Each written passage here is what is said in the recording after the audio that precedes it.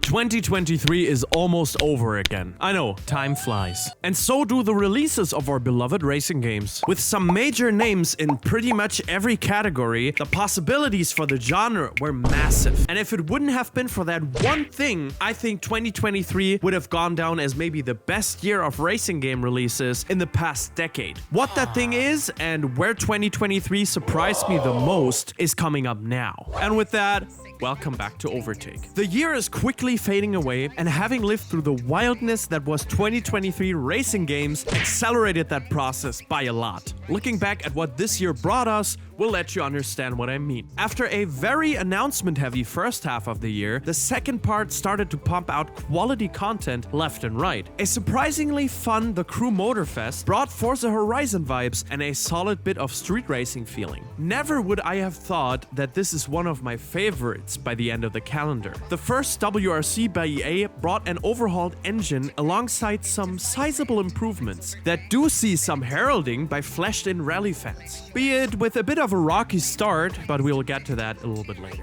Even the numbered titles like TT Isle of Man 3, F1 Manager 2023, or MotoGP 23 seemed to catch a bit of drift after release, probably feeling my hot takes burning on their skin. And of course, we have to mention the biggie. Forza Motorsport finally released after what felt like an eternity. Fans of the series were more worried that the entire budget of the game would just flow into making fancy trailers and pre-in-game recordings, but they eventually pulled through with it, making this the biggest release of the racing game year for sure. Have any of these titles snuck right past you? No worries, you can always go back and check out our reviews of them, and if you want to make sure this never happens to you again, a click on the like and sub button as well as the bell will keep you from lacking knowledge from now on. But back to the racing game year. The quality of releases was undoubtedly way higher than in 2022. I wasn't too keen on the fact that the industry solely relied on GT7 to carry the flag back then. Thankfully, this time they didn't let Forza stand alone in the same way, but delivered some real fire to go along with it. Even the most basic driving needs were accounted for, with some superb releases like LEGO 2K Drive, which is Racing Game of the Year contender in my opinion, Hot Wheels Unleashed 2, and Super Wooden GP. All these releases can easily take an hour of my time. It seems like the genre has finally awoken from their COVID slumber and tackles new challenges yet again, which is an exciting prospect for all of us customers. Of course,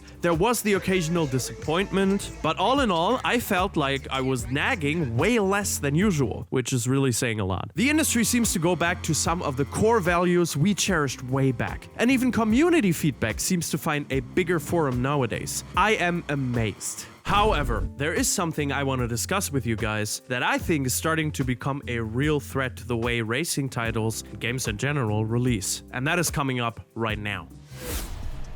While I think 2023 is a year we can proudly look back on, the racing games released still face a certain issue that is causing some headache for me, and that is the quality control or lack thereof. Anyone who watched my last video on Super Wooden GP2 will have heard me talk about this briefly, but I want to go a little bit further into the topic this time and really tell you guys my problem with it. For many of us, racing games are the most beloved form of gaming. They carry memories, nostalgia, excitement, and if you are a sim racer, eagerness and competitive drive as well. But if we look at the vast majority of racing games, a basic reality becomes visible. Racing games tend to have a short lifespan nowadays. All games have that issue, but in racing games, this has turned even more obvious. This is mainly due to packed years like this one, pumping out a truckload of content for us to play. While this was a year that had a lot of deserving contenders for the title Good Racing Game, the fact remains that the market seems saturated or players seem set on what they like to play. For any game X, there is a Y, and only in fringe cases does an IP take up a spot others can't or don't want to fill. GT7 in 2022 was the state-of-the-art simcade racer out there, with close to no competition. But it's only for PlayStation. Forza Motorsport now offers the pendant for Xbox and PC as it was in the past. Balanced, but saturated. Of course, if you don't like Forza, you still have to buy a PlayStation, but in other situations, a more seamless transition is possible. You don't like Forza Horizon, for example? Well,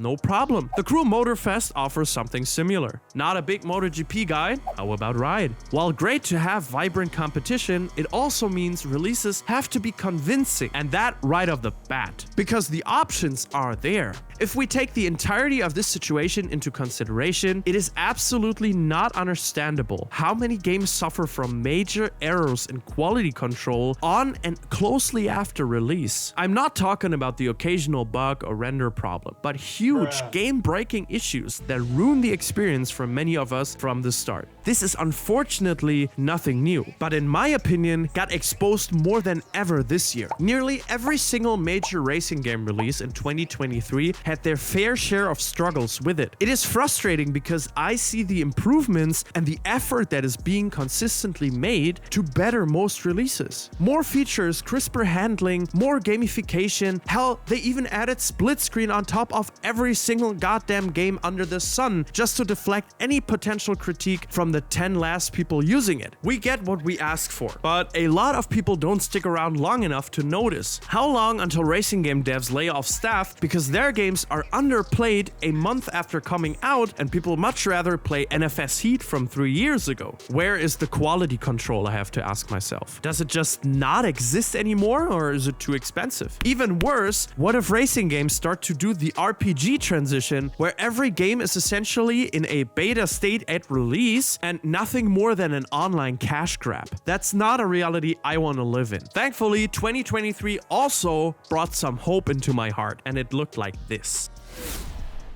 Hope came in the form of simracing this year. As we know, most simracing titles are ever-evolving pieces of software, so they don't suffer as much from quality control problems as their siblings from AAA studios. And what can I say? The devs put in some extra hours in 2023, it seems. Looking at iRacing, we see many super important updates. Overhauling GT3s at the tail end of 2022 really felt like the first step, as the new damage model found home for so many new cars in 2023. Alongside that, a whole heap of cool tracks and cars got added, making this truly a content-heavy year for the simulation. Amongst some other simulations, we have to mention the absolute stellar job AMS2 is doing yet again, with complete overhauls to tire physics, AI racing, and so much more. The game keeps getting better, and it's great to see, even though the player numbers are still not where I would like them to be. Even Race Room and R-Factor 2 are getting back on track again. Race Room revamped their physics big time, and R-Factor 2 finally got online play. Both of these titles kind of went undercover for most of 2022 with a lack of real improvements, but started to ball even harder this time. For some of us, the confirmation on the release of AC2 in summer of 2024 was another highlight, and something a lot of eyes will be on when it inevitably drops. Why do I have more faith in Kunos to do a good job post-release than any of the big studios out there? Weird.